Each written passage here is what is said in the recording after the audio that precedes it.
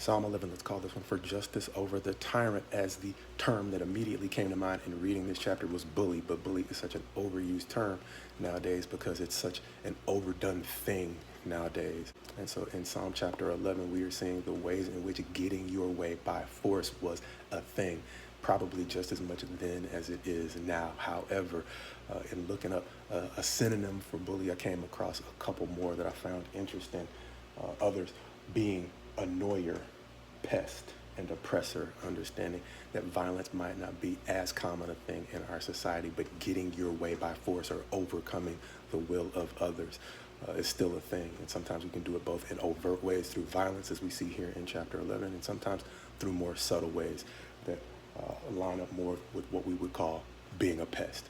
And so with that, it's an interesting contrast in this chapter where David starts out by saying, I will take refuge in the Lord, which sounds simple. But one of the things that we have not mentioned to this point, because this is our second time going through the Psalms, is that whole concept of taking refuge in the Lord is a recurring theme in the Psalms, and especially the Psalms written by David. And one of the things that it requires is a lot of discipline to ignore indignities, insults, and to basically say, in situations where it is within my power to get my way, when it can cause more harm than good, I'm going to lay down my right and take refuge in God, because he sees better than I do when it's proper to take by force or simply fall back. And so David starts by saying he, even as a soldier, is a man who falls back when he clearly had the power to take quite a bit by force, understanding that he was not only God's anointed, he had proven himself by killing one of Israel's most feared enemies, Goliath.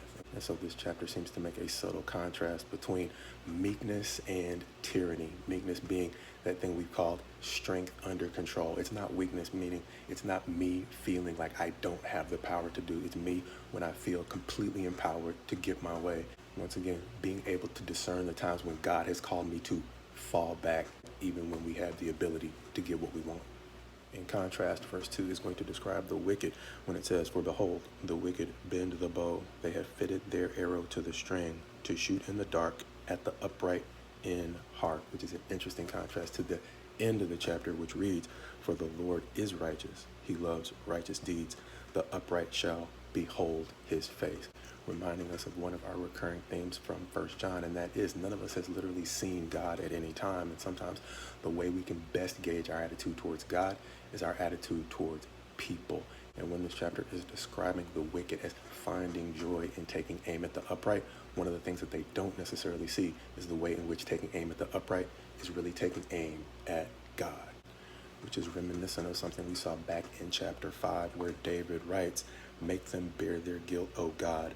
Let them fall by their own counsels. Because of the abundance of their transgressions, cast them out, for they have rebelled against you. And so in chapter 11, we're seeing a subtle way, as we've been already reminded, his counsel or his judgments are out of their sight.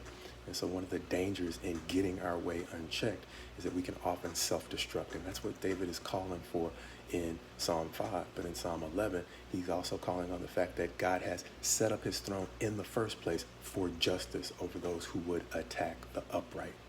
And so to the degree that tyrants, or those who like to get their way by force, don't self-destruct, or as we sometimes say in sports, they aren't a self-check, meaning they're not the kind of person that you need to spend a lot of energy defending, because eventually they are going to fail on their own.